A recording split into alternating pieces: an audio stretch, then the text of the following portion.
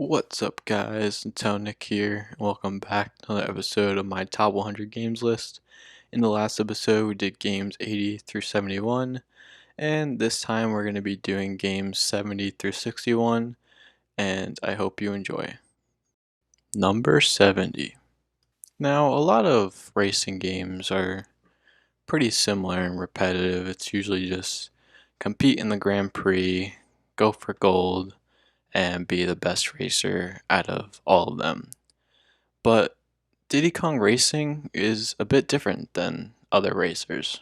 Now, Diddy Kong Racing is unlike other racing games, as it has an overworld, it has bosses, and it has other vehicles like hovercrafts and planes to kind of mix up the gameplay, as the tracks have some replay value to them, as you can go through either a cart or a plane or a hovercraft, which makes things kind of new and unique. I also like the item system in this game, as if you picked up the same balloon color, which is the same item, the item will actually be upgraded to an even better item than what you had before, which is pretty cool. And it's really different from Mario Kart in a sense, as like I said before, it has bosses and overworld that you can explore and have fun with, and there's also some replay value too, as some of the courses will have you fighting against time or having you do these silver coin challenges, which I found were a little annoying, but it kind of made things not really fresh, but have some replay value to it. I also really like the music, the characters, like having Banjo and Conquer. It was pretty fun, and it's just an overall really good racing game, and that's why it deserves its spot at number 70. Number 69. Now, I might get a bit of hate for this one, as some people even think that this is the best game of 2020 that came out, and that game is Hades. Now, I know, you guys are probably wondering, why is Hades so low on the list? Some people even might say it's the best game of 2020, or some people might even say it's the best game of all time. And I'm not saying it's a bad game. I had a lot of fun with Hades, and I think it is in my top 5 of games of 2020. It's really good, and I play a lot of other Supergiant games like Bastion, and I didn't really like Bastion as much, as I didn't really like the gameplay, but I think Hades just blew it out of the park with gameplay. Its combat is really smooth and really fun, and I also love how they just made it a roguelike, as Bastion was more of just like kind of a beat 'em up, I guess you could say. Hades took it to another level of making it this roguelike, and it made it so that playing it over and over again was kind of fun. And it really is good, not even just the gameplay, but like the characters, how every time you play it, it's different, even the dialogue's different in some cases. The characters, the items that you can unlock, there's a ton of stuff to unlock, and it's really hard as well, and it gets harder, and you can even make it harder than the normal difficulty, as even though you beat it one time, unlike other roguelikes, you beat it one time, you pretty much know every enemy, and you can kind of beat it repeatedly. In Hades, you can actually have this heat system where you can make the game harder. By doing so, there's more rewards to it, as it's this like risk reward type of system, which is really cool. And the visuals are also really cool. I love the art style of Hades and just these Greek gods and seeing them and their personality. It's really cool. But honestly, it does get boring after a while. Like other roguelikes, it does get boring here and there. It does get repetitive, even though it tries to freshen up things here and there. And I think it does a really good job of freshening things up. But like going through the levels and changing your weapon here and there, it's kind of the same thing over and over again. The enemies, the bosses, although it does switch up a little bit with the heat system, it's kind of the same in my opinion. But overall, Hades is a really good game, and getting the number 69 spot, it's a pretty good reward, honestly. So, yeah, and that's what I have to think about Hades, I guess. Number 68. Now, I've always been a fan of adventuring out and doing whatever and finding new areas, new places, and discovering things. And Uncharted 4 was one of those games that just satisfied me. Now, I didn't get into the Uncharted series until recently, and I played 1, 2, 3, and then I played 4 in that order. And I really like 2, and I think 2 definitely deserves a spot in my top 100, but I think 4 inched it out just by a little bit, mainly because of visuals and story, as I found the visuals and story to be just a little bit better than Uncharted 2. And Uncharted 2 was really, really good, but I think 4 just outbudged it a little bit with visuals and story, as well as the grappling hook, as Uncharted 4 introduced this new grappling hook mechanic that kind of freshened up the gameplay and made things a lot more fun, I guess, in a sense, and interesting, as you were able to climb up to new areas, and there were grappling hook gameplay and segments that I felt like were pretty fun and rewarding. I also love the cutscenes, the characters, and just the whole overall story in general. But it does have some bad things to it. I didn't really enjoy the gun gameplay. It was kind of just the cover system gameplay that you all know, and it kind of got repetitive, as it was the same in Uncharted 3, Uncharted 2, and Uncharted 1, and it didn't really freshen things up. And the grappling hook didn't really come into play with the gun gameplay. Like, you weren't able to grapple hook enemies. You were only really able to grapple hook the environment. And I do find that it being not linear was also a bit of a problem, as I kind of like the linear gameplay, honestly, although I did like the exploration in Uncharted 4, how it kind of had this vast open area. I kind of got lost and there wasn't really too much. And I think the problem of it not being linear in some segments made it so that it was vast, but like there wasn't really much in the open space, and that there wasn't really too much to collect. And although it had this wide open area for you to explore and find, there wasn't really too much to that open area, and it didn't really reward you for exploration too much. So that's why I didn't really like it not being linear.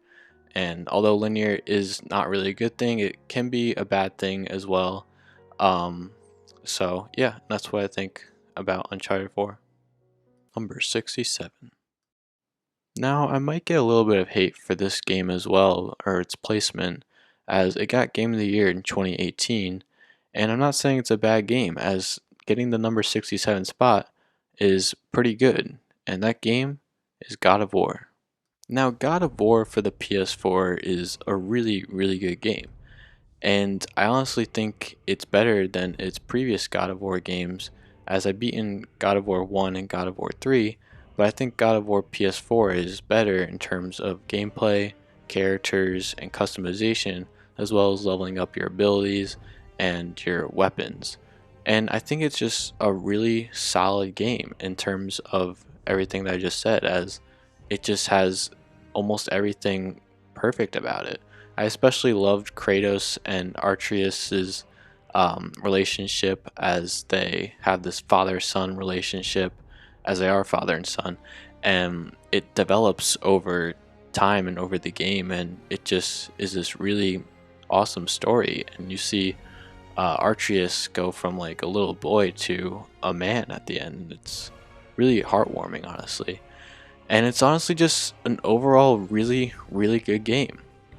The only thing I didn't really like about it was just, I guess, the backtracking a little bit, and it got boring at some parts. Some parts weren't as interesting as others, but overall, it's a really solid game, and definitely one that I recommend, as it's one of my favorite games on the PS4. And yeah, it deserves its spot at number 67. Number 66. Now, this game is really fun and really satisfying, but also really hard, and it takes some time to get used to. But when you get the feeling of it, it's a really good game. And that game is Hotline Miami. Now, Hotline Miami is this like top down shooter that is just you going batshit crazy and killing everyone in sight, and it's just so much fun, honestly. It's this fast gameplay that you have to really be on your toes on the entire time, but have some stealth here and there, and it's really just a fun game.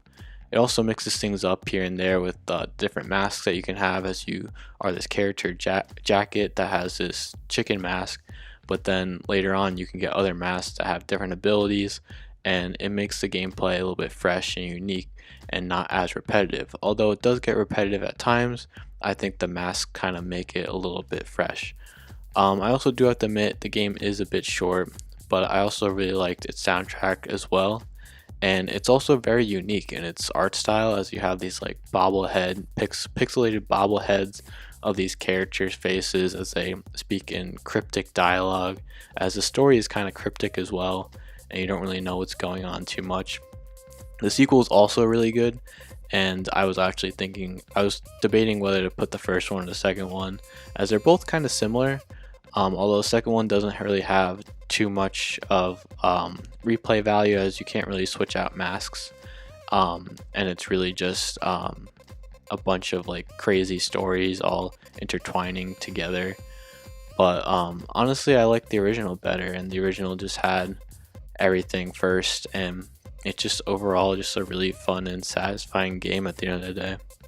Number 65. Now, I'm not the biggest fan of turn-based games, but SteamWorld Heist is a really good turn-based game. Now, it's been a while since I played SteamWorld Heist, as the last time I played it was on the channel, but from what I remember, it was a really fun turn-based game, as you play with 3 robots, each with their own different abilities, whether passive or active, and each with their own different guns as well. And it's really cool, as you have this movement system of whether you want to move and shoot, or you could move extra but you are vulnerable, as you can't shoot or you can't use items. And it's really depending on what weapon you want to bring to the fight, what items you want to bring, what abilities or characters you want to bring, as they have different abilities. And there's a leveling up system for each character which unlock new abilities, and it's just a really fun turn-based game. And there's a bunch of different characters to play as, which makes the gameplay fresh, as the different characters have different abilities, and it makes it fun and fresh. But I do have to admit there are some bad things to it. I wasn't really a big fan of the story, so I kind of just brushed through it. I wasn't really interested in the story, and I kind of just skimmed through the story, as I was mainly focused on the gameplay. And the story could be good or bad, I don't really know, but my main interest of the game was the gameplay, so I didn't really have any interest in the story. So just from that fact alone, the story wasn't really a driving factor of the game. I also didn't really like how there was no really checkpoint system too much. If all your robots died, then they were dead for good, and you had to start over.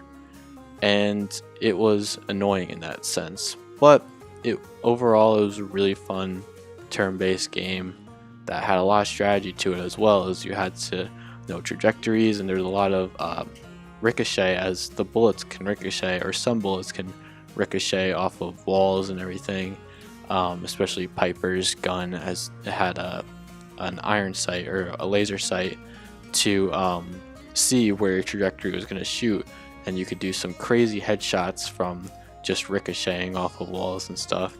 And just that alone was really fun, and overall the whole game was a blast to play through, and that's why it deserved its spot at number 65. Number 64.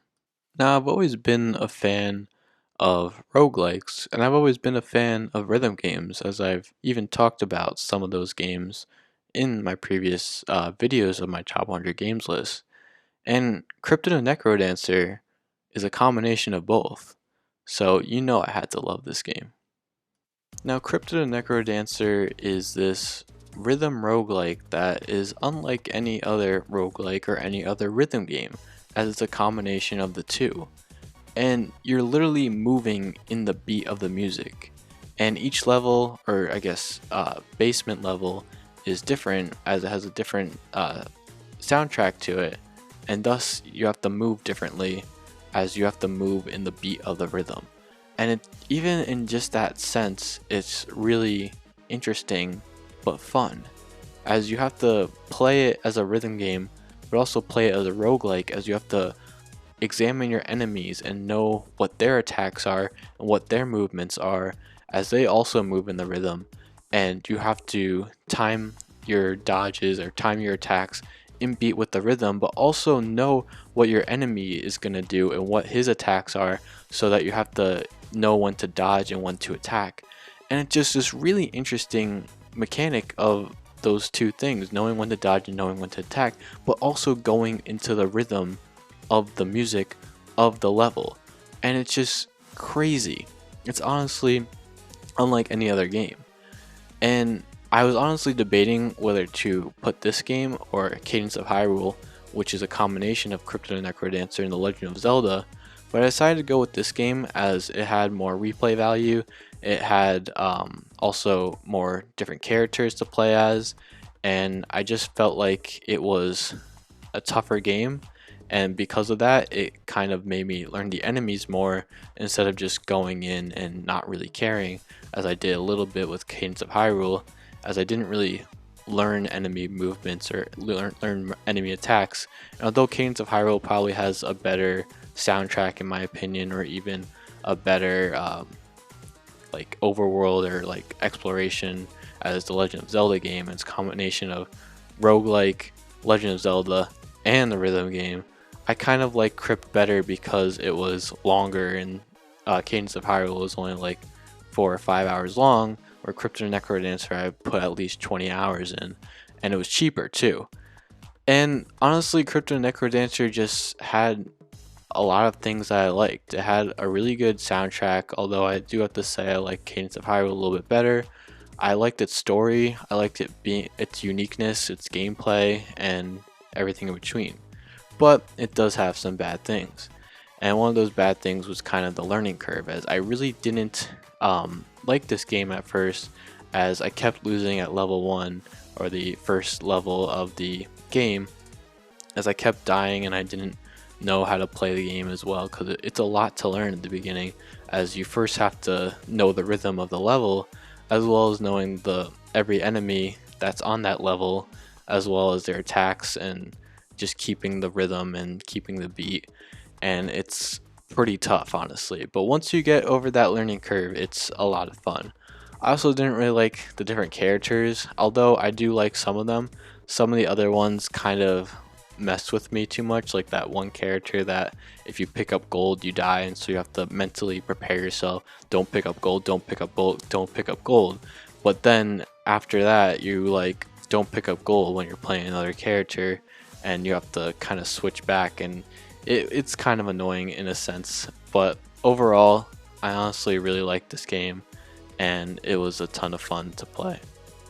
Number 63.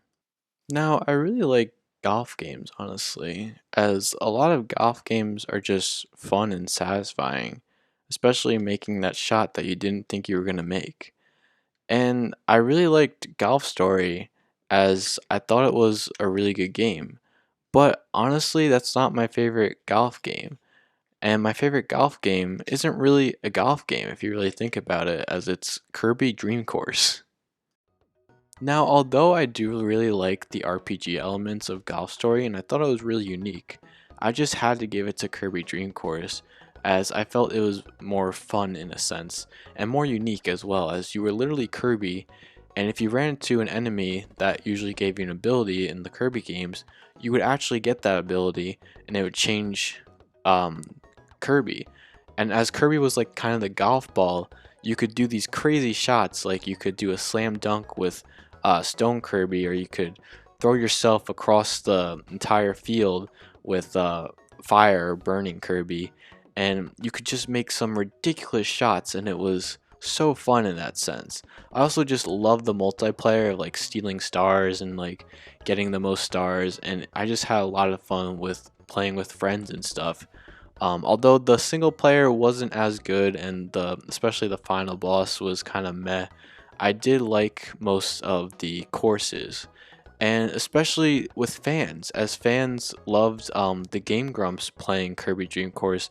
There's actually a whole modding community that made Grump Course, which is literally a ton of stages and courses that even some of them are based off of Game Grumps, and there's Game Grumps sprites and stuff, which is really cool. But they added a ton of courses to the game, which kept the game fresh and had just a ton of variety to it that you could be playing for so long and discovering all these new courses. And honestly, it's just amazing what the community did. But overall, it's a really fun and enjoyable Kirby game slash sports game, I guess you could say, or golf game.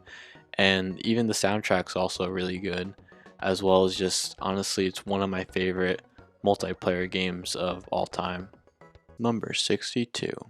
So, talking about multiplayer games, another really good multiplayer game that is kind of on par with Kirby Dream Course that I come back to again and again with friends as I just love playing it, and that game is Rumbo. Now, the only reason Rumbo out-edges Kirby Dream Course is mainly the fact that you can play with 8 players, as Kirby Dream Course you can only play with 2 players.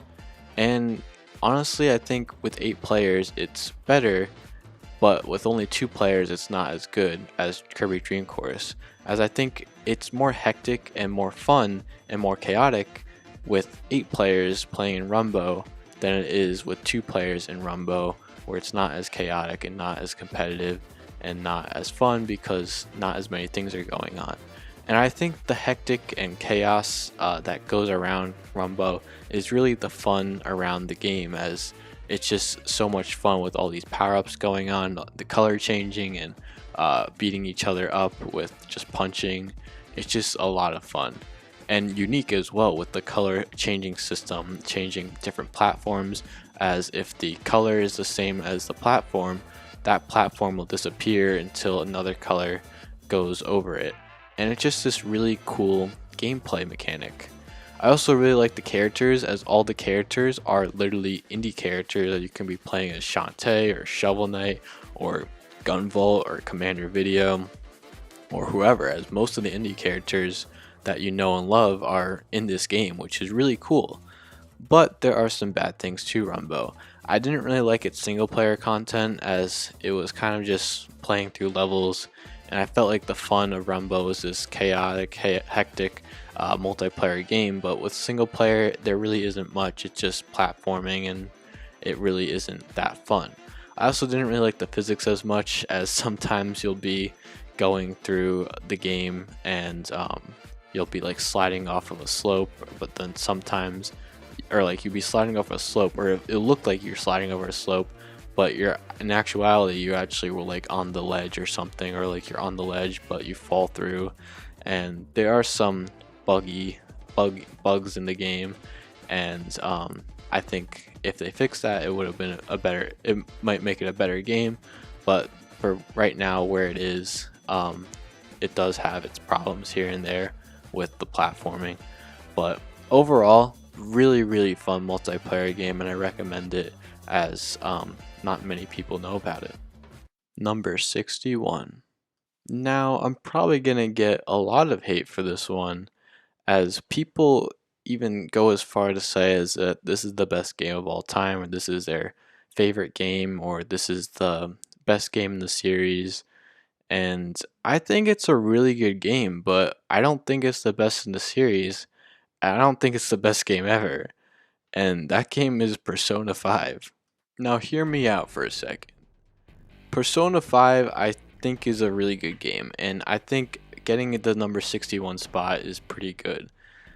But I do have to admit, it is my favorite art game, which is weird to say, but it is my favorite art game. And although I did say Hylics was my favorite art game, I think that this game is probably better in a sense. But it's not an art game, and so that's why it's at number 61. Like, if this game was just an art game, I would say that this is the best game of all time, but because it's a video game, I didn't really like it. As I think Persona 5, its strongest points are its music, its art style, in its UI, as I think its UI is literally the best UI in any video game. And it has this really cool comic art style that is distinguishable among other games. And its music is also really good. Songs like Rivers in the Desert, um, uh, Beneath the Mask, and others that are really good, and I listen to them daily sometimes. And it's kind of ends there, as I don't really think it has the best gameplay in the series, as it doesn't really bring anything new to the table. Like, sure, it brings guns, and sure, it like gun gameplay and gun attacks and stuff like that, and sure, it brings like having to do conversations with your personas to get those personas, but those aren't new gameplay elements, as those are actually taken from the Shin Megami Tensei games. Like, literally in Shin Megami Tensei 4, that's what you do to get the demons, and that's also there are gun attacks. So it's not anything new to the like Shin Megami Tensei games, but it is new to the Persona games, I guess, if that makes any sense. But it really doesn't add anything new to the gameplay, since it's already been shown in other Shin Megami Tensei games. So it doesn't really bring anything new to the table in that sense. But I do like how they do the confidants, as they kind of add new things to the confidants, where they're at certain segments, like when you do like level 3 confidant or like level 5 confidant, you'll get a boost in the gameplay that you do, whether it be like blocking attacks or having a chance to, or like baton pass and stuff like that, which I think are really cool. But I also don't really like the confidants though in general, as I think in other Persona games the confidants are better, and I don't think it has the best cast of characters either, as most of these characters are like good, but they're not like extraordinary, or they're not like outstanding, or like anything spectacular as some of the other games, honestly, as most of these characters aren't really forgettable, but they're not like outstanding in a sense.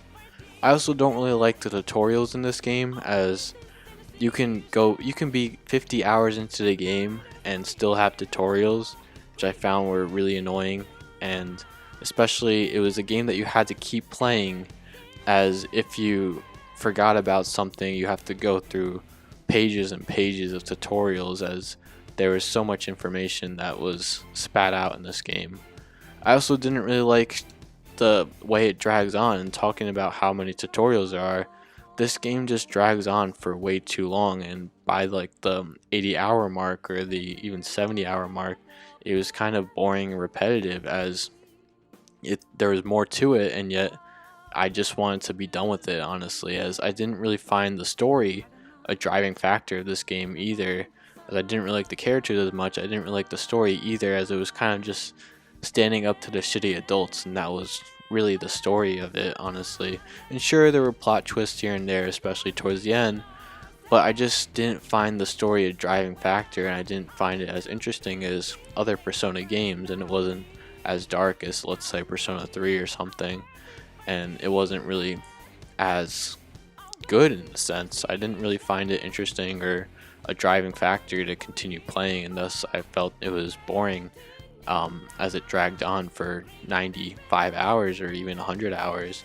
And although I haven't played Persona 5 Royal, and I heard Royal fixes a lot of issues, I still think I've only played 5, and I still think that even if I did play Royal, maybe it would be a little bit higher, maybe in the top 50, or maybe 50 through or 60 through 51. But since I haven't played Royal, I think it deserves a spot at number 61 as the OG Persona 5. So there you have it, guys. That is my picks from 70 to 61 in my top 100 games list. I hope you guys enjoyed, and stay tuned for next week, where I'll be discussing games 60 through 51. Bye.